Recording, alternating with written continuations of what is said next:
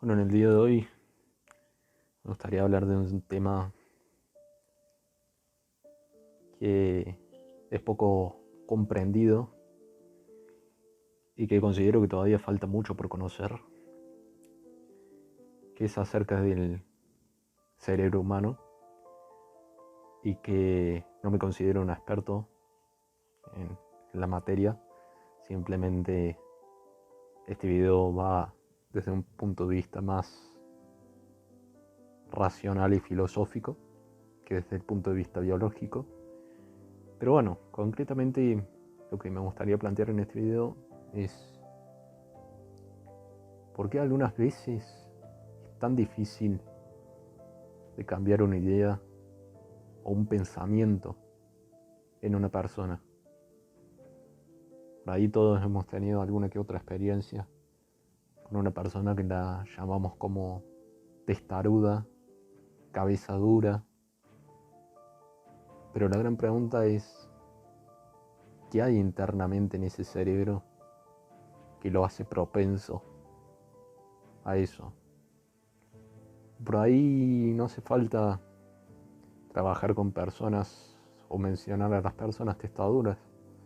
También podemos mencionar a aquellas personas que son hiperfanáticas de algún tema en particular y que están enceguecidas por ese tema en cuestión y que solamente cuando hablan de ese tema tienen la capacidad de resaltar los aspectos positivos y camuflar los aspectos negativos. Bueno, eso también trae a la mesa el hecho de que el fanatismo extremo en muchas ocasiones es peligroso, porque si uno no tiene la capacidad de distinguir entre lo que está bien y lo que está mal, y simplemente resalta los aspectos positivos de esa persona o ese líder que tiene, eso le quita importancia a las cosas negativas o a las actitudes cuestionables que ese líder pueda tener. Pero bueno, eso por ahí es tema para otro video. Pero lo que voy es, ¿por qué es tan difícil cambiar la idea de una persona, cambiar el pensamiento de una persona? Creo que para poder responder esa pregunta, me gustaría describir el cerebro como un conjunto de partes o de mecanismos que tienen física detrás y química detrás y que son en consecuencia los responsables de generar al pensamiento. Es decir, subdividir al cerebro como un cerebro físico, pero que también subdividir el cerebro como un cerebro químico. En otras palabras, un cerebro físico sería aquel en donde concretamente podríamos dimensionar a cada una de las partes del cerebro. Por ejemplo, un cerebelo que tenga 2 centímetros de alto por 3 centímetros de ancho sería una descripción netamente física del cerebro, pero también si vamos un poco más de profundidad podríamos hacer una descripción de ese cerebelo en base a decir esa porción del cerebro tiene tantas venas, tiene tal grosor de vena, tiene tal caudal de sangre por minuto o por segundo, y seguiríamos dentro de una descripción netamente física de lo que sería el cerebro.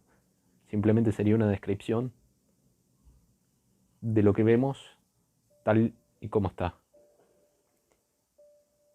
Pero también podríamos hacer una descripción netamente química del cerebro, donde al fin y al cabo, bueno, si bien sería hipotéticamente un tanto complejo de hacer, Pero por ahí idealicemos y hagamos una descripción química del cerebro diciendo, bueno,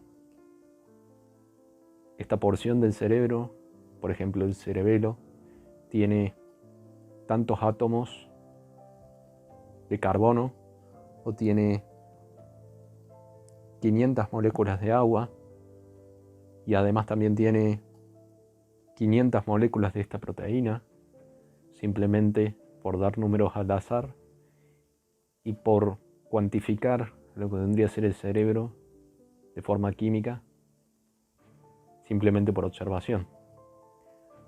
Obviamente que al hablar del aspecto químico, también no solamente sería importante mencionar la cantidad de moléculas, átomos, proteínas que existen en esa porción puntual del cerebro y hacerlo para todo el cerebro, sino que también tendremos que describir cómo es que esas moléculas, átomos, proteínas, interactúan entre sí.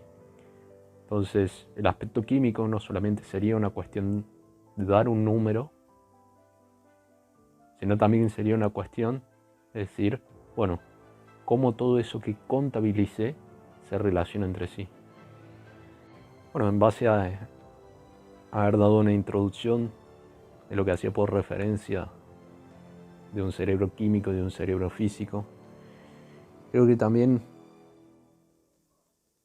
la pregunta central en este video era ¿por qué es tan difícil cambiar la idea de una persona? ¿O por qué es tan difícil cambiar un pensamiento? Esto obviamente no se traduce para todas las personas, pero hay sí en ciertas ocasiones que es extremadamente difícil lograr este cambio. Y en mi humilde opinión, creo que existe una cierta configuración cerebral, es decir, un conjunto de condiciones físicas y químicas que tiene ese cerebro que hacen que la persona sea más predispuesta a rechazar las ideas exteriores. Obviamente que este conjunto de características físicas y químicas no son estables a lo largo del tiempo y se pueden modificar, pero en ciertas ocasiones están tan arraigadas y están tan inmóviles que al no modificarse esas estructuras físicas y químicas, en consecuencia difícilmente vamos a poder cambiar la idea sobre esa persona o la idea que le queríamos transmitir a esa persona. Entonces, eso lo quería traer sobre la mesa, del hecho de que muchas veces, cuando discutan con alguien, piénsenlo desde esta forma, desde el punto de vista de que no es tan sencillo realizar cambios físicos o químicos en el cerebro de una persona y en consecuencia no es tan sencillo que esa persona por ahí incorpore un nuevo pensamiento.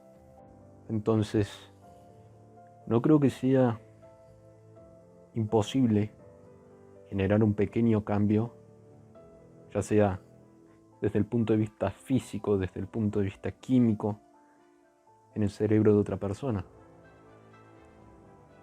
Pero para lograr esto, primero me gustaría aclarar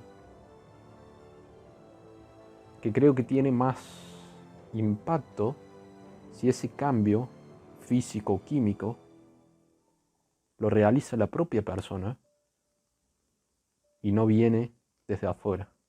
A lo que voy, si yo quiero mejorar cómo interactúo la parte física y química de mi cerebro que registra el aprendizaje de idiomas, la forma en la que debería hacerlo sería aprendiendo un nuevo idioma, ¿no? O perfeccionando algún idioma que ya sé. Pero creo que ese cambio que yo estoy haciendo en mi cerebro siempre va a ser mucho más significativo si yo tengo la voluntad de hacerlo. Y si lo hago porque yo lo quiero hacer. Pero distinto es así ese cambio en el cerebro me lo imponen desde afuera y tengo que aceptarlo. Entonces, muchas veces la negación a aceptar una nueva idea o pensamiento, también se basa en eso, en el hecho de decir, mi yo consciente e inconsciente tiene que tener la predisposición para aceptar esa nueva idea, para hacer esa nueva conexión en el cerebro que antes no existía. Porque si viene de afuera y si viene de un mal modo, probablemente sea mucho más complejo.